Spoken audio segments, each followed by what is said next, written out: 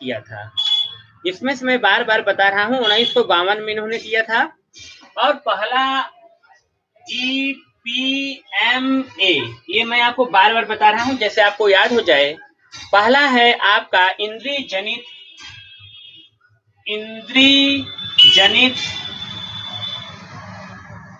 गामक विकास। इंद्रिय जनित गामक विकास, इसे हम इंद्रिय जनित गामक विकास, सभी का स्वागत है। इसे हम संवेदनात्मक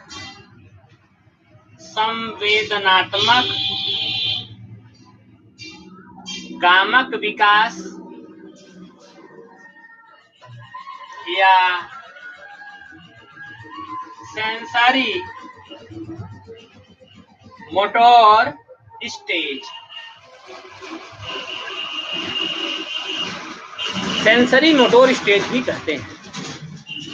सेंसरी मोटर स्टेज भी इसे कहते हैं। और इंद्रिय जनित गामक विकास क्या है, इस पे मैं थोड़ा सा चर्चा करूं तो आप लोग समझ जाएंगे कि इंद्रिय जनित गामक विकास क्या है। पहला पॉइंट ये है कि ये 0 से 2 वर्ष के बच्चों के लिए है। 0 से 2 वर्ष बच्चे, 0 से 2 वर्ष के जो बच्चे होते हैं उनके ज्ञान का विकास होता है इंद्रियों के द्वारा। इंद्रिय जनित हेडिंग में है, इंद्रिय जनित।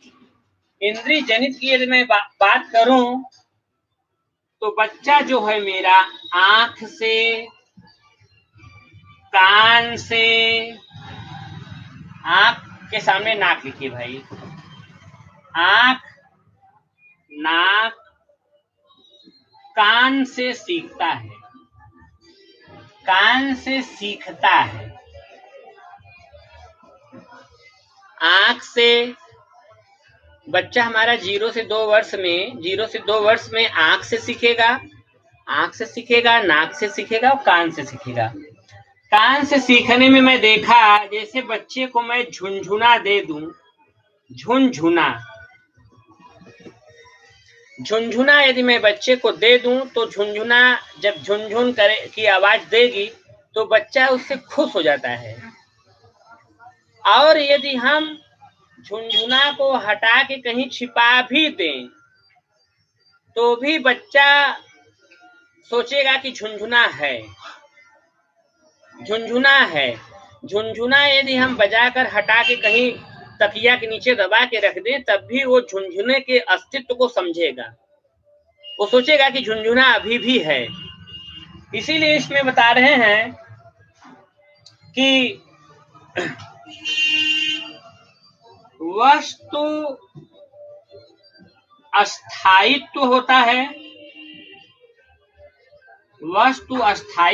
है, दिखाई दे या न दिखाई दे, ये कंडीशन मैं लिख दे रहा हूं। वस्तु अस्थायित्व होता है, दिखाई दे या न दिखाई दे, दिखाई दे या न दिखाई दे। देखिए इंद्रिय जनित गामक विकास, भैया मेरे ध्यान से समझो। इंद्रिय जनित, इंद्रिय में आंख, नाक, कान की मैं बात कर रहा हूं। जो 0 से 2 साल का बच्चा है मेरा, जो 0 से 2 साल का बच्चा है मेरा, जो एकदम छोटा बच्चा है, वो केवल आंख से, नाक से और कान से सीखता है। जैसे कान से कैसे सीखेगा, जब झुनझुना उसके सामने आप ऐसे से हिलाओगे तो उससे जो ध्वनि निकलेगी, जो आवाज निकलेगा, उस आवाज से बच्चा हमारा प्रसन्न हो जाता है। और वस्तु का अस्थायित्व होता है। झुनझुना को हमने हटा करके तकिया के नीचे रख दिया, चद्दर के नीचे छिपा दिया, इसके बावजूद भी बच्चे के दिमाग में वो अस्थायी बन गया, वो अस्थायी हो गया कि झुनझुना है। और इसमें नीचे थोड़ा सा मैं और कर दूं तो ठीक रहेगा आपको समझने में। 5वां पॉइंट है कि भूख लगने पर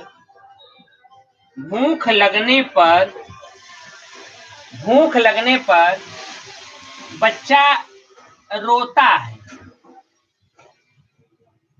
भूख लगने पर बच्चा रोता है। इस चीज को आप लोग समझिएगा। जब बच्चे को भूख लगता है तो बच्चा रोने लगता है। तो ये सारी चीजें हैं। और इंद्रिय जनित गामक विकास को यदि आप समझ लेंगे तो बाकी के विकास को भी आप समझ लेंगे। इंद्रिय जनित गामक विकास को यदि आप समझ लेंगे तो सारे विकास को आप समझ लेंगे। स्वागत है विकास भाई। इंद्रिय जनित गामक विकास या संवेदनात्मक गामक विकास या सेंसरी मोटोर स्टेज की मैं बात कर रहा हूँ। इसमें हमारा बच्चा 0 से 2 साल का होता है। 0 से 2 साल का होता है। आंख से, नाक से, कान से सीखता है। कान से कैसे सीखता है? जैसे झुनझुना मैं उसके सामने ऐसे ऐसे बजा दूंगा छोटे बच्चे के सामने, तो झुनझुना से वह खुश हो जाता है। झुनझुना से वह खुश हो जाता है। और वस्तु का झुनझुना को यदि हम हटा करके कहीं रख दें, चद्दर के नीचे रख दें, तकिया के नीचे रख दें, तो भी उसके दिमाग में उसका स्थायित्व बन जाता है। वस्तु का स्थायित्व बन जाता है, उसे दिखाई दे या न दिखाई दे। और भूख लगने पर बच्चा रोता है। तो इंद्रिय जनित गामक विकास की जो मैं बात किया, इसमें बच्चे का जो मानसिक विकास हो रहा है, वो उसके आंख, नाक और कान के माध्यम से हो रहा है। और इसमें छठा पॉइंट मैं अब जोड़ूंगा।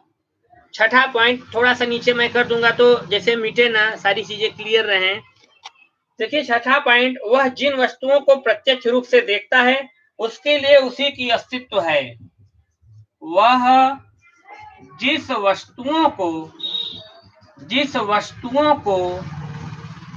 प्रत्यक्ष रूप से देखता है,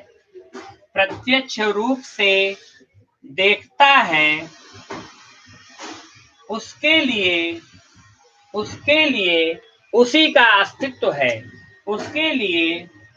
उसी का अस्तित्व है। उसके लिए उसी का अस्तित्व है। इसको मैं समझाऊंगा अपने ट्रिक से तो आप समझ जाओगे। जैसे एक छोटा बच्चा है, 0 से 2 साल का बच्चा है। उसके पिताजी से मेरा झगड़ा हो गया और उसके पिताजी ने खूब पटकी पटका रोड पे कर लिया, झोंटी उपारा पटकी पटका। और उस बच्चा पिता को देखा, फिर भी मुस्कुरा दिया। और मैं वहां पहुंचा, मुझे भी देख करके मुस्कुरा दिया। ऐसा नहीं को 0 से 2 साल का बच्चा मुझे अपना दुश्मन घोषित करके, मुझे देख करके मुंह फुला ले, क्योंकि वो सेंसरी मोटोर स्टेज में है। वो जिसको देखेगा उसके लिए उसी का अस्तित्व है। वह जिस वस्तु को प्रत्यक्ष रूप से देखता है उसके लिए उसी का अस्तित्व होता है। मेरे ख्याल से अब आप समझ गए हैं। स्वागत है शिवानी बहन, थोड़ा सा देर आई हैं। आपका बहुत टॉपिक इम्पोर्टेंट है, ये बहुत इम्पोर्टेंट टॉपिक है। और जो मेरे भाई इंद्रिय जनित गामक विकास को बढ़िया से समझ लेंगे, वो पूरे टॉपिक को बढ़िया से समझ लेंगे। मैं जीन पियाजे के दूसरे से वीडियो को बना रहा हूँ और मैं चाह रहा हूँ कि आज एक कवर हो जाए। 1952 में फैमिली प्लानिंग का भी प्रोग्राम चला था। एक जीएस सेक्शन है, लाइक मार दीजिए कि फैमिली प्लानिंग परिवार नियोजन कार्यक्रम किस साल शुरू हुआ। 1952 में शुरू हुआ था, याद करिएगा। फैमिली प्लानिंग की बात 1952 में शुरू हुई थी, लेकिन 1952 में जीन पियाजे साहब ने एक बहुत बड़ा कांड किया। उन्होंने ईपीएमए का खोज कर दिया। जीन पियाजे साहब ने ईपीएमए का क्या खोज किया भाई? ई से क्या होता है? ई से होता है इंद्रिय जनित गामक विकास। इंद्रियों से बच्चे का विकास होगा। वो अपने आंख से, नाक से और कान से वो सीखेगा। लेकिन बच्चा मेरा, लाइक मार दीजिए प्लीज, बच्चा मेरा 0 से 2 साल होगा। 0 से 2 साल होगा बच्चा, 0 से 2 साल का बच्चा होगा। सेंसरी मोटोर स्टेज बोला जाएगा। संवेदनात्मक गामक विकास की मैं बात कर रहा हूँ। बच्चा मेरा आंख से, नाक से, कान से सीखेगा। आंख से सीखेगा, नाक से सीखेगा, कान से सीखेगा।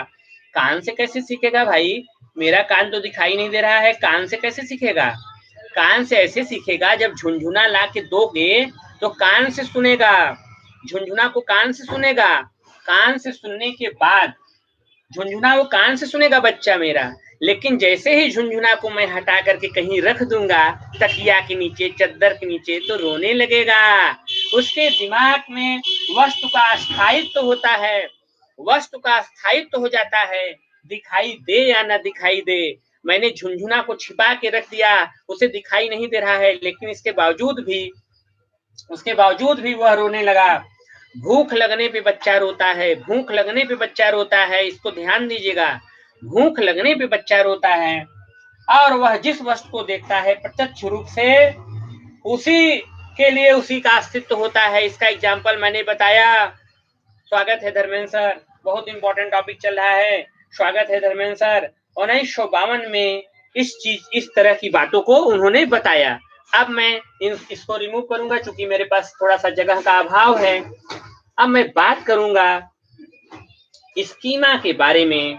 स्कीमा, थोड़ा सा मार्कर के स्याही हल्का पड़ जा रहा है, तो स्कीमा की मैं बात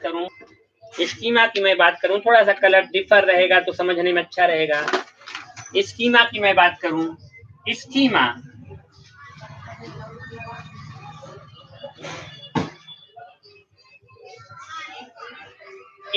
की मैं बात कर रहा हूं। मेरे सभी भाई स्कीमा के बारे में जानते हैं। स्कीम बहुत सुने हो लेकिन आप स्कीमा नहीं सुने हो। स्कीम आप बहुत सुने हो लेकिन स्कीमा नहीं सुने हो। स्कीमा किसे कहते हैं? स्कीमा किसे कहते हैं? मानसिक अवधारणा को,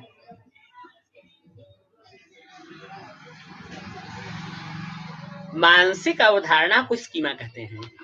स्कीम तो बहुत सुने हैं कि फलाने सिम में फलाना स्कीम बा, ढेमाके सिम में ढेमाका स्कीम बा। स्कीम की मैं बात नहीं कर रहा हूं, मैं स्कीमा की बात कर रहा हूं। मानसिक अवधारणा को स्कीमा कहते हैं। मानसिक अवधारणा को स्कीमा कहते हैं। मानसिक अवधारणा क्या है? किसी बच्चे की मानसिक अवधारणा क्या है? किसी बच्चे की मानसिक अवधारणा क्या है? किसी बच्चे की मानसिक अवधारणा क्या है? मानसिक अवधारणा क्या है? किसी बच्चे की मानसिक अवधारणा क्या है? चिंतन, स्मृति, इसको हटा दीजिए। चिंतन,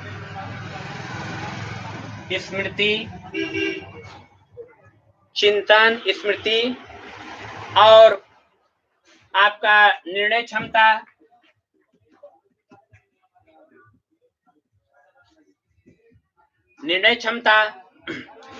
इसके अलावा समस्या समाधान,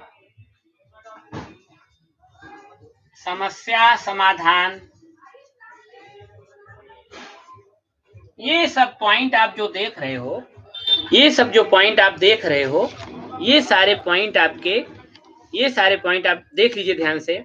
स्कीमा, कोई पूछे स्कीमा किसे कहते हैं, स्कीमा आप किसे कहते हैं? आप बताओगे कि मानसिक अवधारणा को हम स्कीमा कहते हैं। मानसिक अवधारणा को हम स्कीमा कहते हैं। इसमें आपका कल्पना भी है, प्रत्यक्षीकरण भी है, योजना भी है। कल्पना है,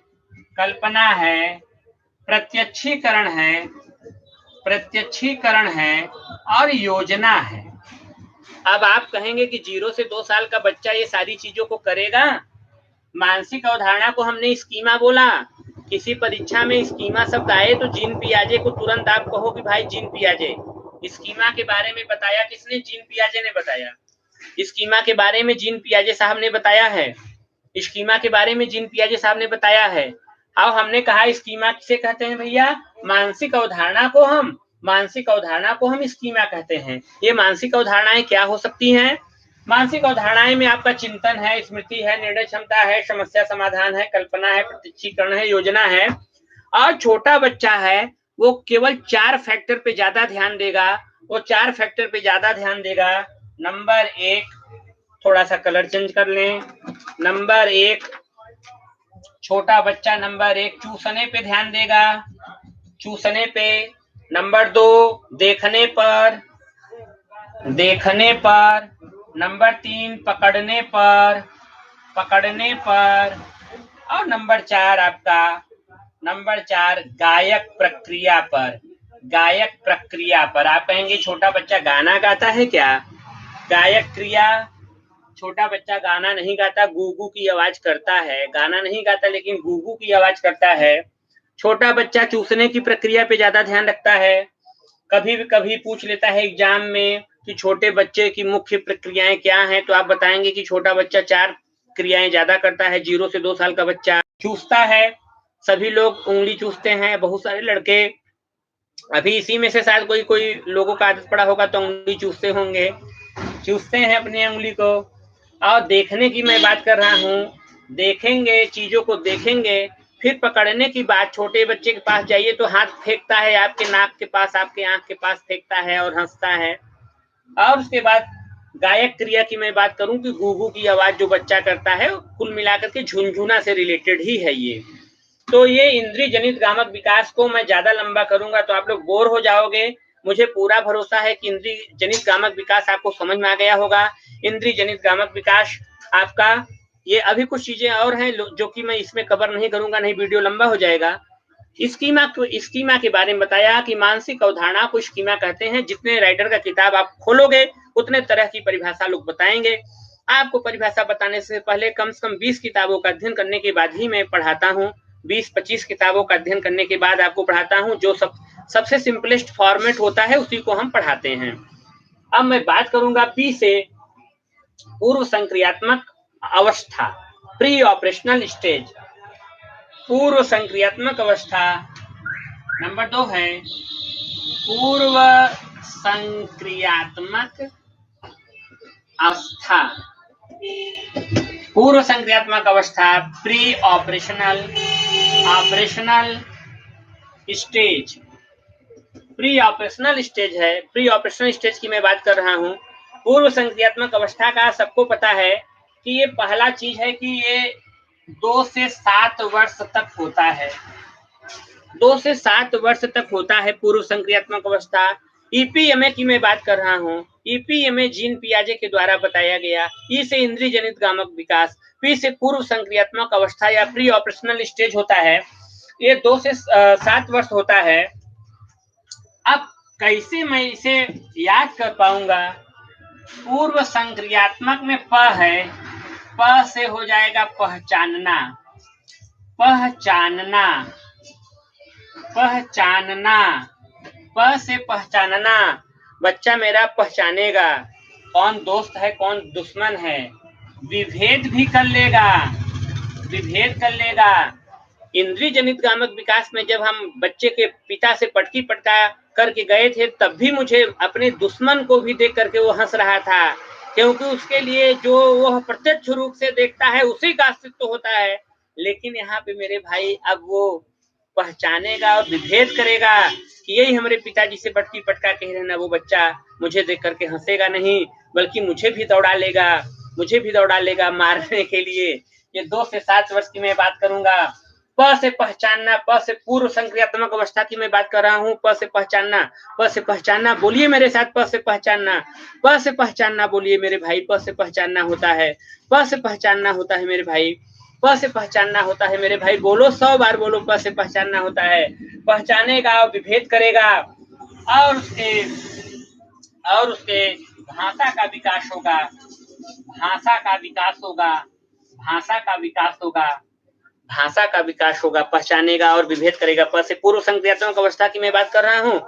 पूर्व संक्रियात्मक अवस्था माने पहचानेगा, बच्चा पहचानेगा, विभेद करेगा, भाषा का विकास होगा, भाषा का विकास होगा, भाषा का विकास होगा। और मेरे भाई, और प से पड़ोसी, प से पड़ोसी, पड़ोसी के बच्चों के साथ खेलेगा, पड़ोसी के बच्चों के साथ खेलेगा, साथ खेलेगा, साथ खेलेगा, पड़ोसी के बच्चों के साथ खेलेगा। मेरे भाई आप देखते हो हम लोगों के पड़ोस में झगड़ा हो जाता है, हम लोगों के पड़ोस में झगड़ा हो जाता है लेकिन बच्चे नहीं मानते, वो पड़ोसी के बच्चों के साथ जरूर खेलते हैं क्योंकि वो पूर्व संक्रियात्मक अवस्था में हैं, प्री ऑपरेशनल स्टेज में हैं।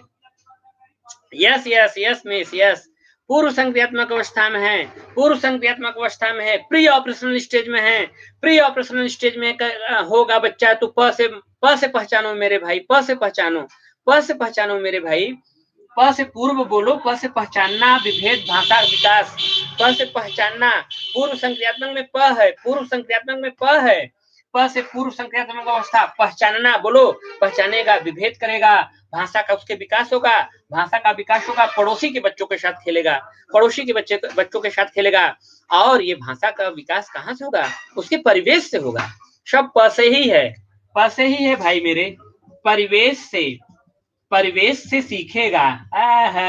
सब प के खिलावा, प का खेला है, प का खेला है मेरे भाई, प का खेला है मेरे भाई, प का खेला है। इंद्रिय जनित गामक विकास में आप लोग योद्धा हो गए, वैरियर्स हो गए। इंद्रिय जनित गामक विकास तो आपको लोगों को पूरा याद हो गया, इंद्रिय जनित गामक विकास आपको पूरा याद हो गया, लेकिन उससे भी ज्यादा अच्छा आपको हो गया याद पूर्व संक्रियात्मक अवस्था। पूर्व संक्रियात्मक अवस्था में भाई प से बोलो पहचानना होता है, प से होता है पहचानना, प से होता है पड़ोसी के बच्चों के साथ खेलना, प से होता है परिवेश से सीखना। परिवेश से क्या सीखेगा? परिवेश में मेरे अगल बगल जो कुछ देखेगा सीखेगा। यदि वो गाय देखेगा तो गाय को देखेगा तो गाय समझेगा, भैंस को देखेगा भैंस समझेगा।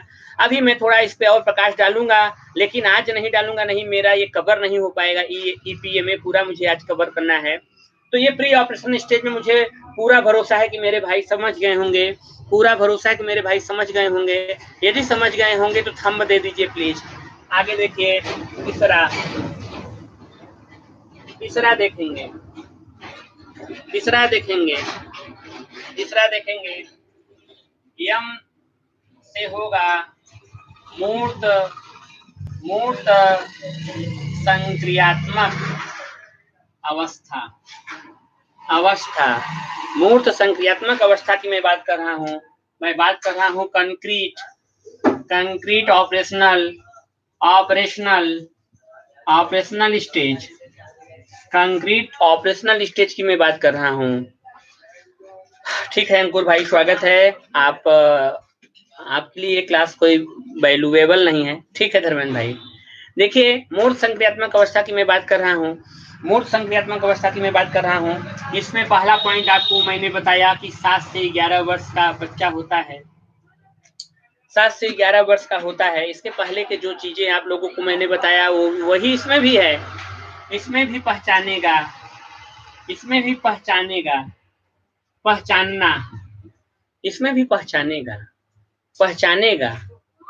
लेकिन यहाँ विभेद के साथ साथ, विभेद तो कर ही रहा था इसके पहले, अब वो वर्गीकरण कर देगा।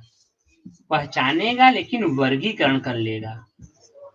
बच्चा मेरा वर्गीकरण करेगा, वर्गीकरण कि यदि ये दुश्मन है तो कौने प्रकार के दुश्मन हैं, छोटा मोटा दुश्मन है कि गला काटे वाले दुश्मन में भी बहुत सारे क्वालिटी हैं। जब वो विभेद कर रहा था 2 से 7 वाले में, 2 से 7 वर्ष पूर्व संक्रियात्मक अवस्था में वो विभेद कर रहा था, लेकिन यहाँ वर्गीकरण कर रहा है। विभेद और वर्गीकरण में अंतर समझ लीजिएगा, विभेद और वर्गीकरण में अंतर है मेरे भाई। सभी लोग जुड़े हैं, मैं देख रहा हूँ बीएड और बीटीसी के बच्चे, उनको जीन पियाजे को मैं ब्लड में उतार रहा हूँ। ब्लड में जा रहे हैं जीन पियाजे, ब्लड में जा रहे हैं जीन पियाजे जी। नहीं, रियाज ने मिस क्लास लिया था, शुरू में लिए थे, वो रिकॉर्डेड है, लिए हैं मिस। तो मैं बात कर रहा हूँ कि पहचानेगा, वर्गीकरण करेगा, और चिंतन क्रमबद्ध होगा, तर्कसंगत होगा। चिंतन जो होगा उसका, चिंतन होगा क्रमबद्ध और तर्कसंगत। जैसे चिंतन क्रमबद्ध और तर्कसंगत, जैसे कि मैं समझ रहा हूँ कि जो क्रियांश हैं, धर्मेंद्र सर सुन रहे हैं, तो क्रियांश जो है वो 11 साल के अंदर ही है क्या? 11 साल के अंदर ही है क्या क्रियांश का जो उम्र है, यदि 11 साल के अंदर हो तो बताइए, आप यस लिखिए, मैं उस पर फिर चर्चा करूं। तो आपको समझ में आ जाएगा कि मूर्त संक्रियात्मक अवस्था क्या है। और तीसरा इसमें पॉइंट है तीसरा इसमें पॉइंट है कि ये मूर्त चिंतन इसमें होता है, मूर्त चिंतन होता है, मूर्त चिंतन होता है। जैसे मुझे ये सब क्यों पढ़ते हो आप लोग, बीएड बीटी सवारी इसको क्यों पढ़ते हो? आपके पास 7 से 11 साल का लड़का आया है, आपके पास 7 से 11 साल का लड़का आया है, तो आप उसको अच्छा से कब पढ़ा पाओगे? जब उसके सामने मूर्त चिंतन करो, कंक्रीट चिंतन करो, मतलब जिस चीज को पढ़ाना हो उसको रख दो। गाय पढ़ाना है तो मिट्टी का गाय लाके रख दो, उसको मूर्त कर दो, मूर्त कर दो। यदि आपको बच्चे को पेड़ पढ़ाना है तो पेड़ आप लाके रख दीजिए, तो वो हो जाएगा मूर्त चिंतन। तो 7 से 11 वर्ष में पहचानना, वर्गीकरण, चिंतन जो होता है क्रमबद्ध होता है और तर्क संगत होता है, क्रमबद्ध होता है और तर्क संगत होता है। अब मैं बात करूंगा अमूर्त संक्रियात्मक अवस्था की, फॉर्मल अमूर्त संक्रियात्मक अवस्था की मैं बात करूंगा, अमूर्त संक्रियात्मक अवस्था की मैं बात करूंगा। चौथा है अमूर्त संक्रियात्मक अवस्था। अमूर्त संक्रियात्मक अवस्था की मैं बात कर रहा हूं। इसमें पहला पॉइंट ये है कि ये 11 वर्ष के आगे के बच्चे इसमें आते हैं, 11 वर्ष के बच्चे आगे आते हैं और ये अमूर्त चिंतन करते हैं। अमूर्त चिंतन, जैसे उन्हें गाय पढ़ाना है, गाय पढ़ाना है तो आप उनसे कहेंगे तो कल्पना भी कर लेंगे गाय के बारे में, आपको गाय ला के रखने की आवश्यकता नहीं है। इसके पहले वाले में मूर्त चिंतन में, मूर्त संक्रियात्मक अवस्था में मैं गाय ला के रखा था तो ज्यादा लर्न किया, बच्चा ज्यादा अधिगम हुआ। लेकिन अमूर्त चिंतन की जब मैं बात करूं तो अमूर्त चिंतन में उसे कल्पना के आधार पर भी वो गाय के बारे में पढ़ सकता है, पेड़ के बारे में पढ़ सकता है, तो वो अमूर्त चिंतन कर सकता है। और उसके बाद भाषा संबंधी योग्यता तथा संप्रेषणशीलता का विकास उच्चतम बिंदु तक होता है। भाषा उसका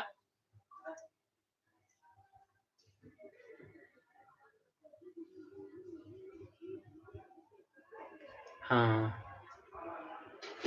सही कह रहे हैं, पौधा अवस्था तक होती है, सही, पौधा, यस 11 वर्ष के आगे, 11 वर्ष के आगे सब पौधा, यस। भाषा इसमें क्या है, संबंधी योग्यता, भाषा संबंधी योग्यता, भाषा संबंधी योग्यता तथा भाषा संबंधी योग्यता, भाषा संबंधी योग्यता तथा संप्रेषणशीलता का विकास तथा संप्रेषणशीलता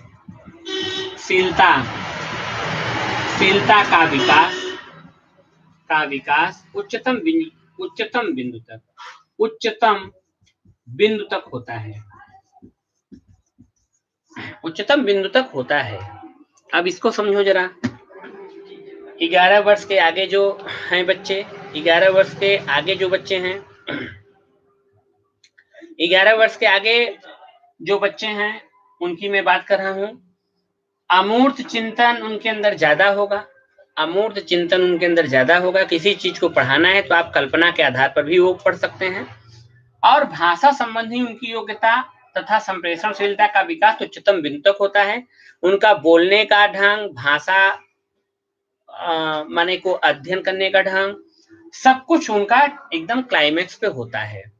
अब मैं आज आप लोगों के लिए एक होमवर्क दे रहा हूं, वो होमवर्क क्या है जरा सा सुनिए।